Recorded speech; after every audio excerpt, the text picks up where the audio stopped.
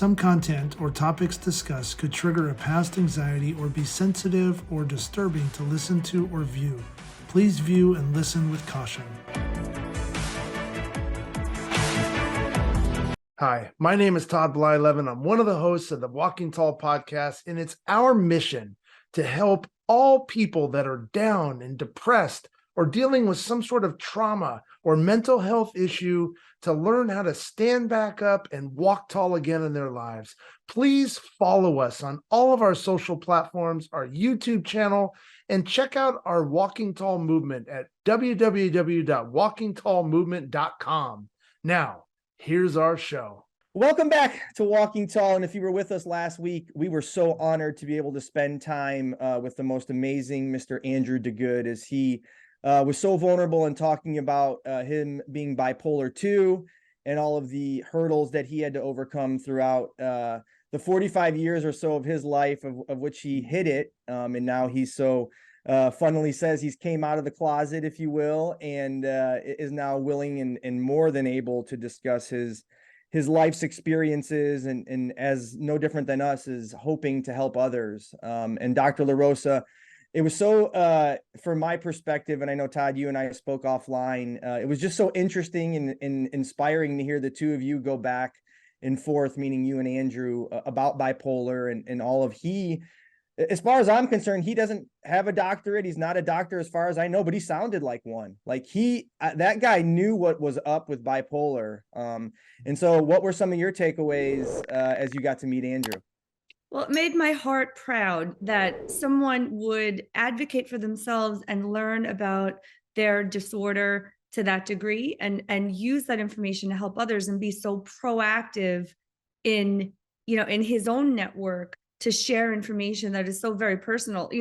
As he said, when you have something that you're fighting, that you're afflicted with, you feel insecure about it. It's like the patient syndrome. You're weak, you're vulnerable. You don't want other people to know. You feel that you'll be judged, especially in some of the high level, type of work that he was engaged in. It really takes a lot of bravery and belief in oneself, self-confidence, and just a very strong motivation to come out, with your diagnosis like that. And, as he said, bipolar is a condition that's not represented very positively in the media or in society. I mean, people have often confused bipolar disorder with a diagnosis that really, the name doesn't really exist anymore.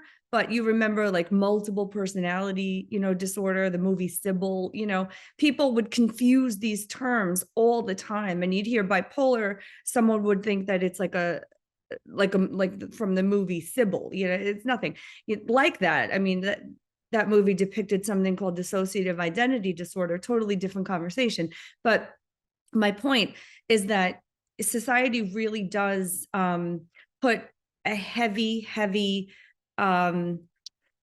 negative interpretation on bipolar disorder. And for the people who are battling, with this and trying very hard to lead a normal, productive, substantial life, it's not fair, and unfortunately, when you read a lot about different conditions, this is what you get. You pull up the internet and this is what you're going to find. If you have a kid that has ADHD, I did a post about this that I never shared with you yet, but I will. You read, likely to have oppositional defiance and conduct disorder, blah, blah, blah, blah, blah.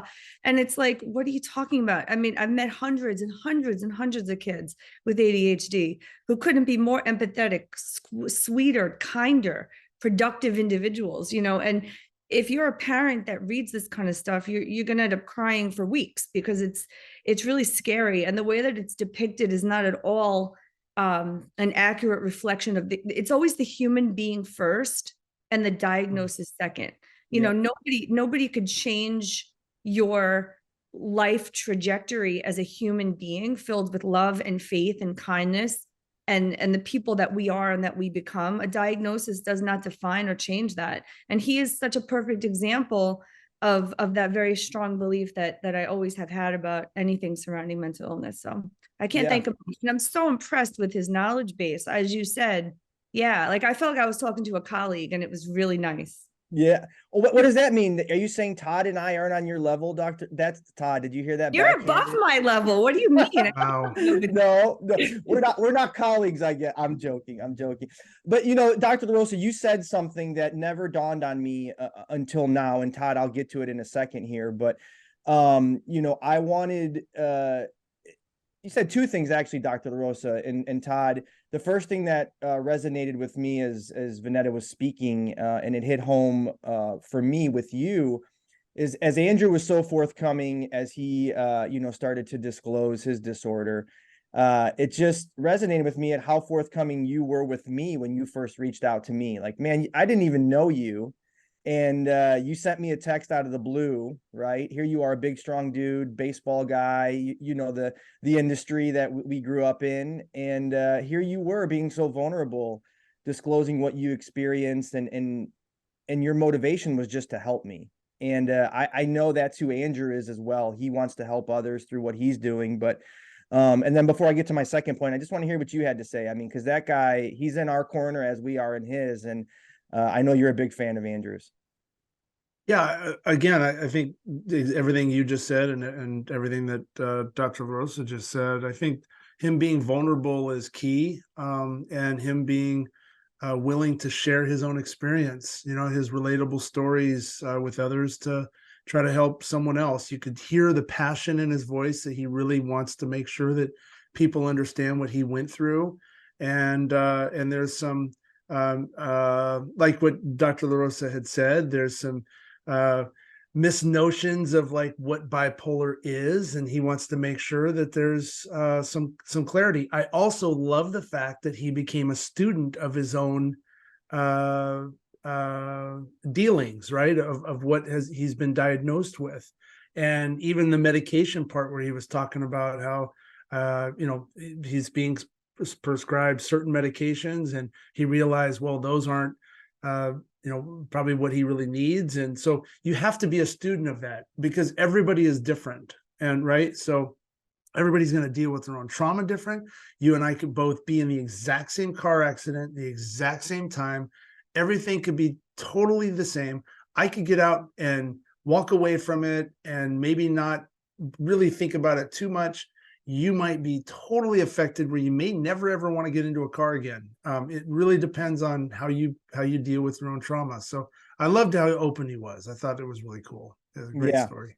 Yeah, he's just an amazing guy, and I've been honored to get to know him, and we've had some dealings already, and I even got to have lunch with him a couple weeks ago, which was just so awesome, even though he's from Fort Wayne. But as he said, he and his wife, as he called himself, Salome's husband, they have a clinic here in Chicago as well. But, Dr. LaRosa, you said something that struck a chord with me, and I want to be real quick about this before we get to today's topic. But, you had mentioned how in society or the media or Hollywood, bipolar is depicted. And, it's no different in a sense, Todd. I don't know if you've experienced this, but in a sense, that's how PTSD is depicted as well, right? You think about when you watch war movies or anything of violent trauma, you say to these folks now who are, characterized or whatever, that this is all they think about. Like, this is what their life is consumed with. And, it's unfortunate, Todd, I don't know if you've experienced, but I certainly have, because of my diagnosis and how vulnerable and forthcoming I am. People question, like, hey, Chris, do you really have PTSD because you just went and saw Pearl Jam? Right? Like, or hey, Chris, are you faking your triggers because I just saw you at the carnival with your kids? Right? So, Todd, I don't know, has anybody, and Dr. LaRosa, I'll turn it to you, but I just want to hear Todd real quick. Like, have you felt that no different than maybe Andrew would have, or as I have, of people questioning or really not buying into? I don't want to say buying into, but you get my point. No, I honestly, I don't think that's come up. I don't know if I go to an event that's outdoor, it's pretty common, especially with our community of people. They know, hey, Todd's going to be in the back. He's going to be standing off to the side. Although probably my wife would love that I was right there in the middle of everything, jumping around. I'm just not comfortable. I know my boundaries. I know my limits right now where I'm at today. It might change, it might get better over time, but they kind of know. I haven't really been question. I can't really watch war movies anymore. I used to love. I was a huge fan of those. I might test the water, see how realistic it is. If it's somewhat realistic, I'm turning it off, or I'll fast forward past certain areas. But I don't normally watch movies with other people, so it's usually at home anyway. So maybe the dogs might question me, like, "Hey, what are you doing watching that?" But no, I've been, I guess, pretty lucky in that regard. It would be a really healthy conversation for a show at one point of how mental health is depicted in the media and how that contributes to the stigma. But from a PTSD perspective, it just resonated with me for a second, because I think, to what Dr. LaRosa said, bipolar, speaking back to Andrew, is certainly misrepresented in the media and in entertainment. And he even mentioned, and it's a great show, right? Homeland, with Claire Danes, and how her bipolar is depicted as just so, and certainly there are folks with that circumstance. But Dr. LaRosa, I know you've been chomping at the bit to say a few things before we get to today's topic. So what's eating at you?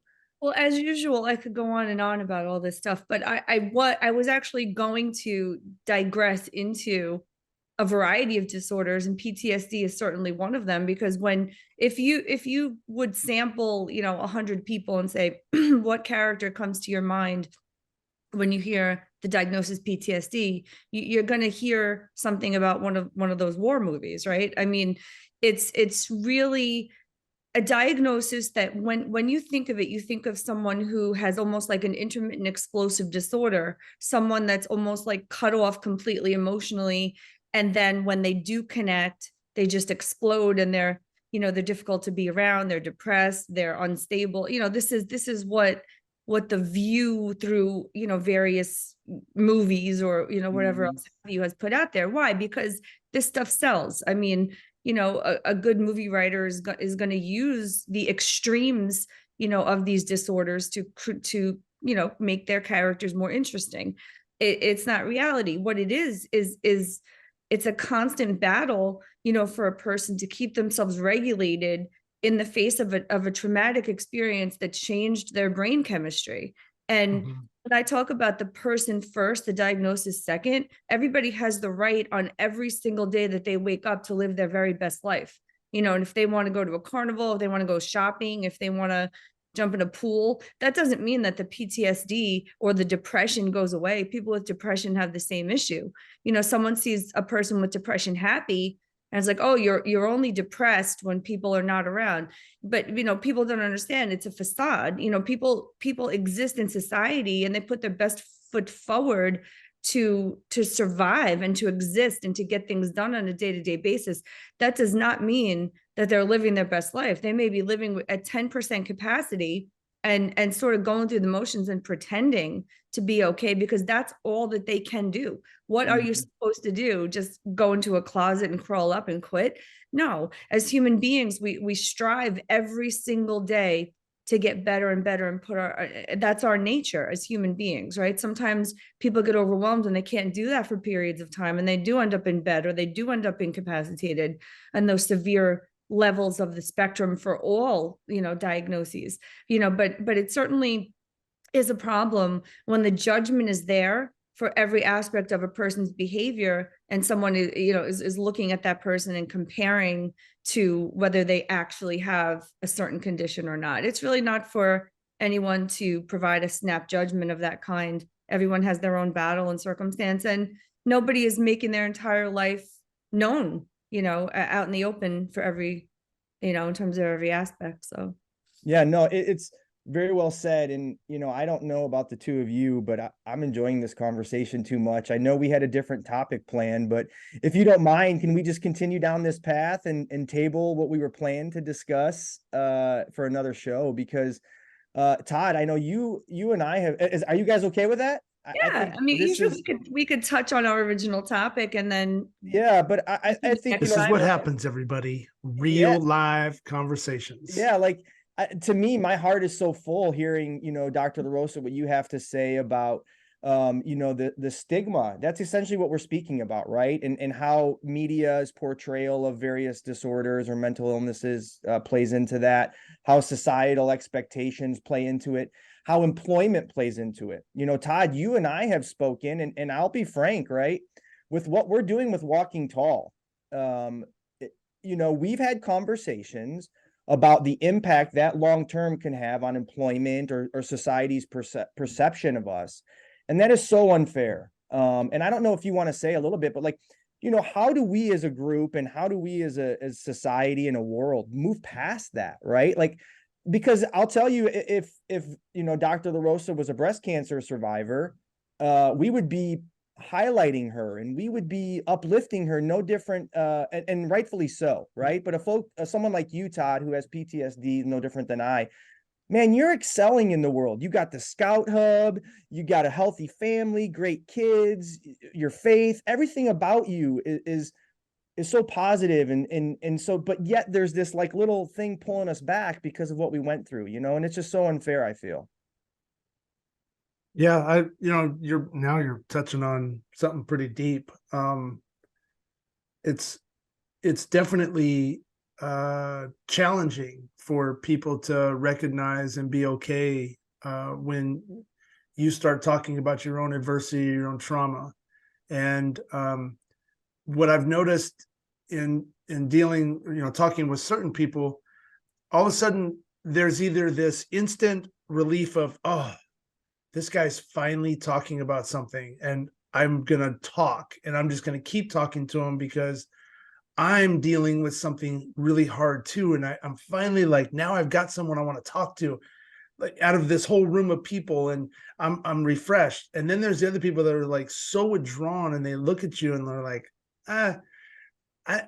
I don't know if I'm that comfortable, and I really don't want you to be telling me your issues. I don't want to deal with them because I have my own stuff going on, but I'm not going to talk about it because I'm tough and I'm going to suppress everything until one day I completely blow up or I'm completely miserable in my life. And, that's all we can do is try to be the best people we can be. We can learn from our mistakes in our past. We can live with our trauma and we keep it right here in front of us. And we deal with it every single day. And we counter that trauma, that evil, that hardship with as much love as we can pour into that, right? And as much goodness as what we can do. And Walking Tall and what our movement is all about is trying to just let people know that, hey, we're struggling too. Every single day, you struggle with everything, but we are here to help you. We're here to walk tall with you. You're not alone in this. There's more and more entertainers and athletes coming out now and speaking about this, whether their publicist is making them do it or they're actually genuinely wanting to do it.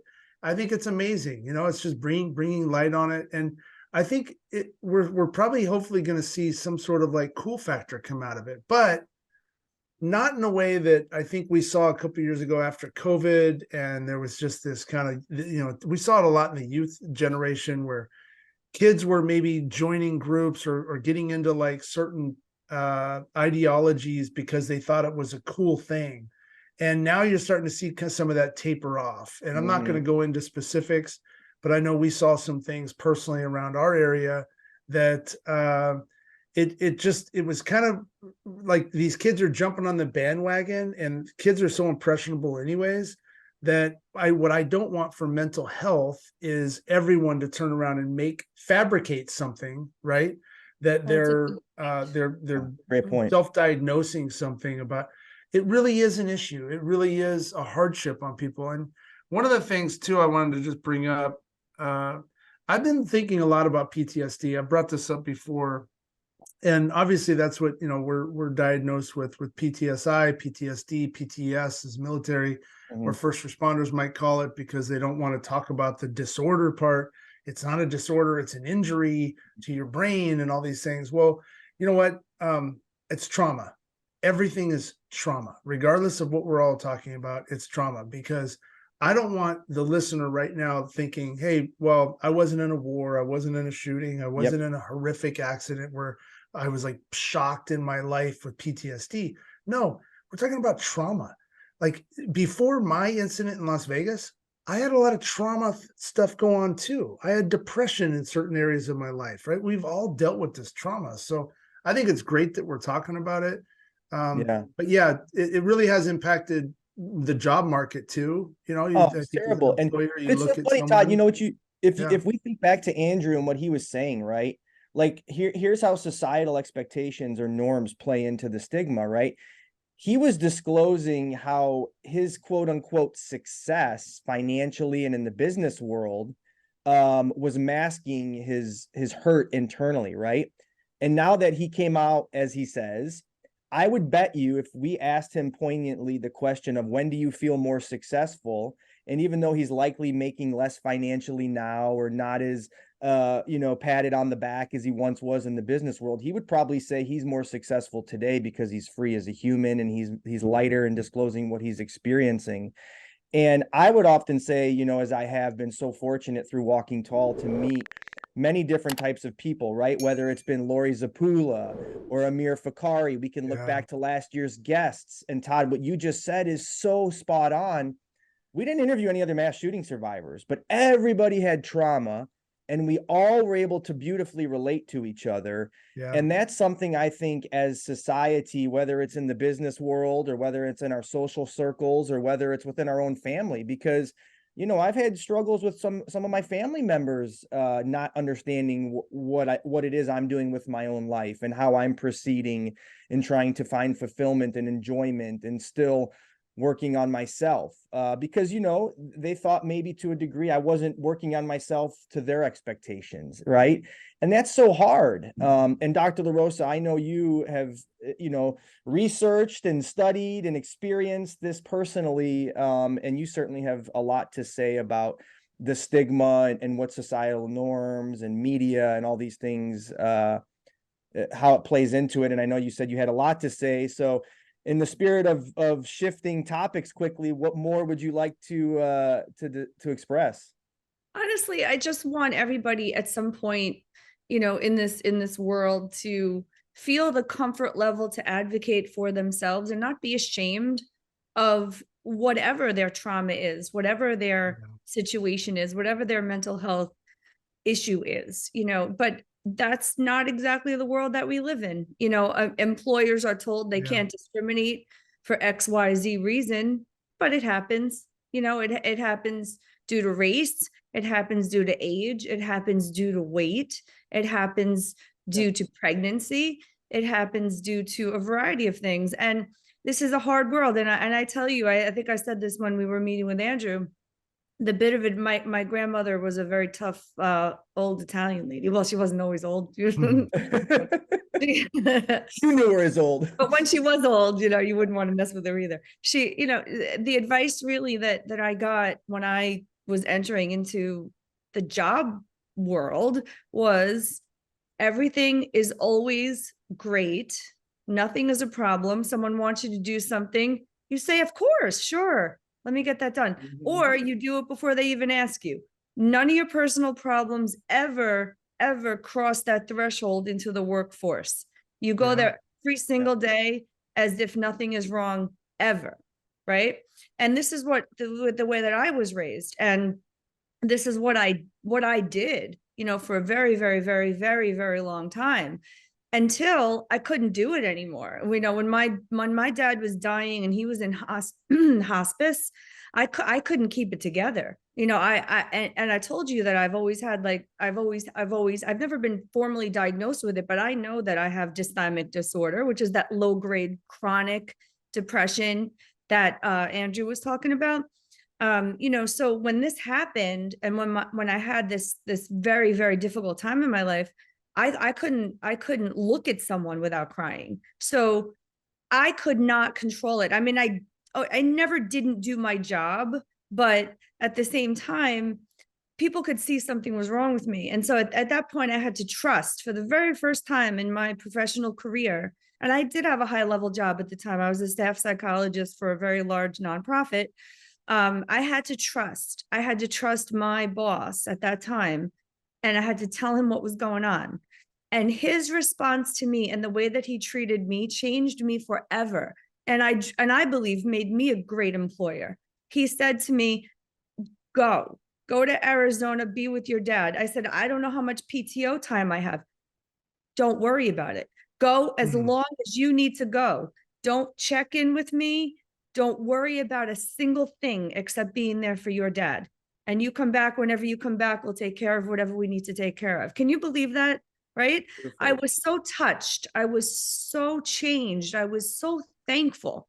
I forever, I will remember, I will absolutely remember the way that I was treated in that horrible crisis, because I was not trained to trust people. I was trained to be tough, that, you if you show signs of weakness, people will take advantage of you. If you want to succeed in life, you be the very best, you get the best grades, you do the best, you succeed, and don't let anyone see that you're weak and have a fault, because that's what you're going to want to believe. So no, it's sad, right? You two are some of the strongest, smartest, most compassionate individuals I've ever known, frankly. And, to hear that the three of us have gone through experiences like this, when we have such great care for the world, as we hope to instill in others. But Todd, you also said something earlier that I think, as far as the media and entertainment and these types of things, through Walking Tall, I've often said, like, I want to meet people where they're at, right? And I want mental health to be the cool thing, and not this contrived cool, or not this, oh, I'm different. No, we're not different. We all have needs mentally, right? We all have resources we can find for ourselves. So, think about, you often talk about, Walking Tall being cool, and our merchandise instilling a sentiment into people. And it makes me feel so good, right? Because we are authentic as can be. I think you two are as cool as cucumbers, right? Like, and you talk all about mental health. And so how do we, with our merchandise, or how do we with our movement, work together to, instill that in others, so that way mental health is cool, right? Like, real quick, like, you think about a show like The Office, like, how hilarious is that show? Now, could you imagine if mental health was depicted similarly, right? And how open that makes people, because what that did is it just normalized the fucked up nature of the workplace, right? And how crazy your boss is, and all these things that are funny in life, right? And I think often I've been looked at differently because I could somewhat laugh about what I have going on, right? Like, I've often said, if I'm not laughing, I'm not living. And people think I'm cool, right? But yet all I talk about is mental health. So how do we do that? How can others do that? Todd, you say it so beautifully. I want the world to hear, your passion for this. Yeah, geez. It is difficult to talk about. And I think what I have found, I spoke at a first responder resilience benefit dinner in Connecticut, and there was a gentleman that opened up to me, and he was a very tough individual. I'm not going to go into the details with what he did in his career, and the nature of our conversation. But I walked away from this individual opening up to me, sharing a story that he's never shared with anybody in his life. And here's this man, and he's tearing up, right? It happened again, another individual that is a highly decorated combat veteran, breaking down in front of me, to me, in our own space, very quiet and controlled. And I walked away from there feeling like, oh my God, we're making an impact, because I just cracked it was just my story, right? It was just me being open and vulnerable and sharing something relatable. It cracked two extremely tough individuals you probably never want to meet on a street corner. You would always want standing in front of you if you ever get in trouble, right? Or standing next to you. And here these two individuals like broke down, and they shared vulnerable, like really deep, meaningful secrets. And so you walk away going, wow, what we're doing is we're changing the culture. We're breaking the stigma of mental health. We're allowing people to open up and be vulnerable and be themselves. And the feedback that I'm getting after that is thank you. Thank you for letting me release those demons. Thank you for just letting me talk about it. I don't have anybody to talk. That's what you always hear, right? So Walking Tall is all about that. It's us being able to share our stories, share your story. Whoever is listening right now, you got your earpods on, you're taking a walk, you're sitting in your office, sitting in your car, whatever that is, you're watching us on YouTube, share your story. You know someone's struggling, right? Don't be afraid to share your story. Reach out. That's the brave part. That's the walking tall part. That's the strength part. We want you to be brave and strong by sharing your stories of adversity with others to help someone that's been knocked down, pick them back up, just like our logo shows. Reach that hand down, pick them up, and live your life with love and peace and harmony. And that's why I think I get into poetry so much. I feel I battle every day, right? We do. I struggle not only with, what we have, our own trauma, but life in itself sometimes can really just pick you up and slam you down. There's, a cartoon where you get, what do they do? Is it the Wile E. Coyote, right? Where he's like, bam, bam, bam, bam, bam. That's the way you feel sometimes. And you're like, man, Whack-a-mole. Yeah, it's so funny. It's like life's like whack-a-mole, right? Like you think, okay, I whack that mole and that problem solved, and then another one pops up, and then you got to whack, and then shit, the same mole that I just whacked popped back up 2 seconds later, But listen, Todd, I can listen to you speak for hours when you talk passionately about how you feel the world should proceed with relation to treating each other better and how we should all value our own mental health. And I think you're as cool as it gets, man. And I put a funny post up on LinkedIn the other day. Snoop Dogg, of all people, right, is talking about himself going to therapy, right? So if this guy who, is drinking gin and juice and smoking dope and rapping songs can talk about going to therapy, why can't you or I or anybody else for that matter, right? And I want mental health long-term to be considered not cool, right? It's something we all wish we didn't have to proceed with or we didn't need, but it's the norm, it's the accepted thing. It's the encouraged thing. A little easier when you don't have to hide it. Yeah, exactly. Yeah. And Dr. LaRosa, it's so comforting, as we start to wrap up this quick conversation that we didn't plan, but it's so comforting, Dr. LaRosa, to have people who are as educated and are as passionate about helping others and make it their life's mission and their work to make sure that the mental health of children and folks like Todd and I are as in the best position as possible. But, you're cool too, right? Like you're a cool professional. You're an awesome mom. You have, you have a lot of great things in life going on for you. Like, why should we hide these things about us, and still not value mental health or be forthcoming about what we are experiencing as humans? Well, cool is not even in my, repertoire of skills, but, when I met the both of you and, I see these amazing athletes, Todd, when I first heard your story, I was overcome the same exact way that Chris was. And you are there, you've heard of the term self-efficacy. So it's a person's belief in their ability to accomplish a certain goal, to fulfill a certain role. It's more specific than self-confidence is like a general thing. Self-efficacy is your belief in your ability within a certain role, more specifically as a mom, as a student, as a professional, whatever, right? So when people look at each of you and they see, Chris, funny, charismatic, you just thought of this amazing show that would probably be a blockbuster hit about mental illness off the top of your head because you're very smart, quick thinking, and creative. You say that again, Vanetta.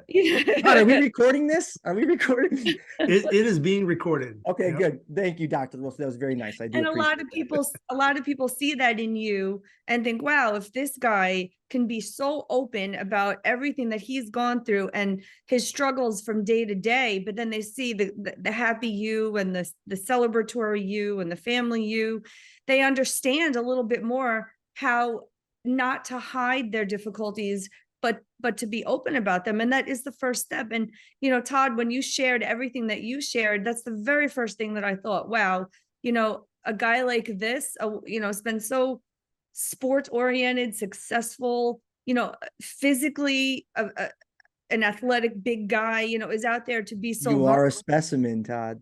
You are you're setting an example for other people, for other people, like you said, who opened up to you, to have the platform to do that. And for that to be the very first time that some of those people opened up and disclosed that information, what a release that is. What a wonderful thing that is. And would they open up to anybody else at any other time? You got them at the right time because you were there, because you cared, and because you shared and you allowed yourself to be vulnerable. You know, so the individuals that we're helping, even just one at a time in our lives, you know, we could set forth this movement knowing that one person at a time, we're doing something, we're changing something, and we're starting someone on the road to mental health improvement. That's all that we can do. Love it. Love it. Love it. Love it. Walking Walking tall. And tall. that's exactly it. And, you know, it's as far as the word cool is concerned, right? My definition is if you're your authentic self, you're cool.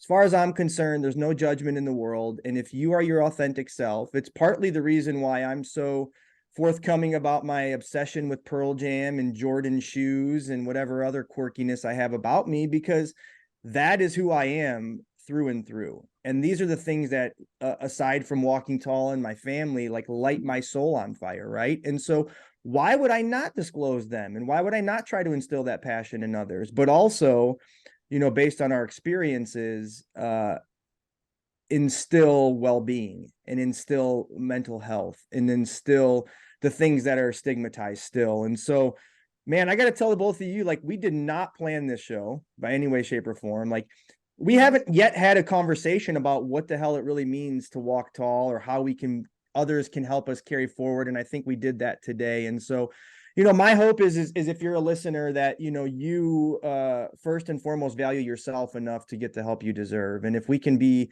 just a small conduit to that, we would be honored. And we've always said, if we can just help one person through our movement, we could stop the next day and feel accomplished. So, you know, Todd, before we wrap up, thank you so much today for really inspiring me to continue this little conversation. I think we can go on for hours about breaking the stigma and our place in it and others' abilities to help and so on and so forth. But yeah, this was a good one, man. This was a really good one. This was a good, you know, you guys are my light as well. And it's, you know, just listening to you talk, Chris and Dr. LaRosa or Vanetta, it's coming off the tongue a little bit more, It is, Dr. LaRosa, but you know, we find strength in numbers, right?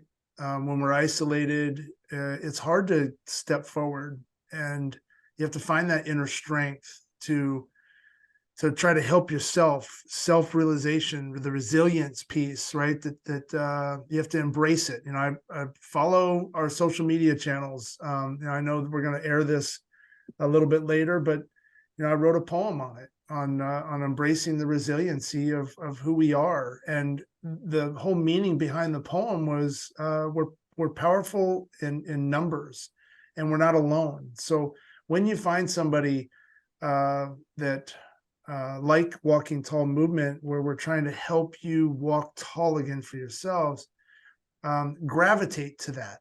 You know, there's somebody told me the other day, there's billions and billions and billions of people in this world, right? And we allow ourselves to be associated with people that we don't have much in common with. And yet we continue to kind of go down this path of maybe some anxiety or something else, or we just don't really share maybe our views on life or the way that we raise our children. And we were friends before. It's not to say you can't be friends with those people, but you really have to be associated with people that are like-minded, that you really enjoy being around, because we get one shot at this on this planet, right? Before we step into the gates of heaven. And I think that You have to be able to really enjoy where you're at in your life and just love as much as you can and fight for that. If you see somebody that's being picked on at work or something else, or maybe just is just withdrawn because they've been told to suppress, I think it's acceptable to try to fight to unlock that power that that person may have for themselves inside. Fight for them, fight for you, fight for your community, fight for our country, fight for our world. We need more love in this society. We got a lot of stuff going on, a lot of people fighting for what they believe in, regardless of whichever side it is. But fight for whatever you feel is right? And if you got love on the tip of your sword, I don't think, and faith, it's me, I don't think you're ever going to go wrong. So, I appreciate both of you always for being there for me. It's been awesome. So let's just keep this ride going. We're not stopping, frankly. And, Todd, you said strength in numbers. And, as far as I'm concerned, aside from my family, I have the two of you, and I feel as strong as I can be. And we don't just say these things. If you're listening, this isn't just a bunch of malarkey, right? We're not just talking heads here. Like, I like that word. I sounded like I was like 80 word. Malarkey. Anyways, but if someone were to look at our text threads throughout the day, the weeks, the months, you would see the support, the care that Todd has exhibited for Dr. LaRosa, and Dr. LaRosa has exhibited for me, and I've exhibited, and it just goes on. And that's because we want to live our words. And I want to encourage, those of you listening to do so as well. And Dr. LaRosa, you not only live your words, you work your words, everything about you, is who you say you are, and how you present yourself here on Walking Tall. And it just makes us even stronger for that matter. So before I wrap up, what are some things you'd like to say? I just wanted to pose one question. When the very first time that Michael Phelps came out and told the world that he had depression, what was your reaction? Todd, you want to go first? I honestly, I was shocked that someone with his stature, right, and all his resources and just his training and mental performance, that he actually had depression. I was shocked, but I was also I thought it was very brave that he came out and stepped into this light, sharing something that was it humanized him. It took him from Superman in the water, or Aquaman, I guess would probably be the best analogy, in the Avengers, right? You're a Marvel guy. Yeah, no. Well, I guess he's a DC. So, but yeah, we won't hold that against him. Next show. Yeah, next show. I'm gonna get veto on DC versus, but I thought it was great. So that was my first reaction. So yeah, Chris. I don't know the timeline. Did his marijuana issues come out first, or was his depressive? I think it was the marijuana issues first. It doesn't surprise me because, listen, as an athlete, not that I was ever to his level, but I never appreciated how my own self identity was impacted by my sport or by my team's performance as a coach, right? So it didn't surprise me because I assume Michael Phelps likes to smoke weed, but he also likes to swim, right? And so you have this balance of society's expectations. Well, like, hey, Michael Phelps, you're an Olympian, you can't smoke weed. You know what I'm saying? And so it doesn't surprise me that folks like that get depressed, because can he really be his authentic self? Now, listen, you wouldn't expect an Olympian decorated as he was to have that, because he's got money thrown at his feet and probably hasn't paid for a meal and all these other things. But from a human perspective, I understand it. Mm-hmm. And I asked that question for that very reason, because most people, when they heard that news, they said, what? A person with, 8 gold medals? Yeah. Right? I don't know. Too many. 8 gold medals, success. Like you can't, like a human can't imagine, achieved this much in his life. How could someone who's achieved that much and earned that much have depression? Mm-hmm. That is a misunderstanding in society. If you have it good on the surface, how could you possibly have depression? Depression is for the homeless, the poor, the, downtrodden, not necessarily true. And I only ask that question because it's just a sign and an example of how most people view mental illness. They have a preconceived notion of who should have what. And when there's so many commercials and movements and things about breaking the stigma, acceptance, and all this stuff, but not until we really drill down into our own misconceptions and preconceived notions and really challenge ourselves to question why we think this way and how these thoughts developed, can we actually start to change them? So, Todd, gave us the answer, just accept and love, live with faith, because we don't have all the answers. We don't know, we can't answer the question of how the past 20 years have helped shape, some of our misconceptions in life. That's a process, but what can we do now, today, going forward? Accept, love, and be vulnerable. Yeah. That's it. And lead with love. Amir Fakari said, lead with love. And who's cooler than an Olympian, right? We kind of talked briefly about mental health being cool and breaking the stigma in a healthy manner through whatever. But so, before we sign off, I want to just say, if you want to be cool, check out our website. We do have some merchandise. You could support our movement and rock one of those cool hats that Todd's wearing or some of our other stuff. And please, please, please follow us on all of our social channels. Subscribe to our YouTube channel.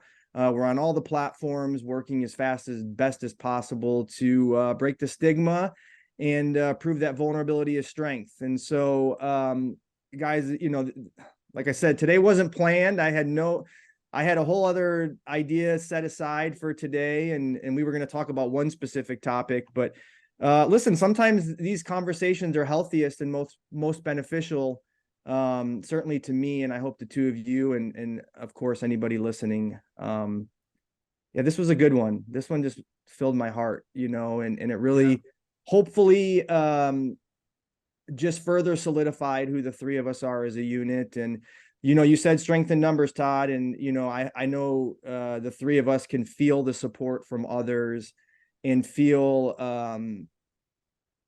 pretty good about where we're at and where we're going. And so please reach out. We got a wealth of resources on our website. Todd is going to come speak to your organization if you need. The list goes on and on. We're here to help and walk tall with you. So with that being said, tune in next week. Based on this show, who the hell knows what's going to happen? But tune in; it'll be pretty good, I promise. So have a good rest of your week, everybody, and walk tall. Walk tall, everybody. Walk tall, everybody. Walk tall. Walk tall.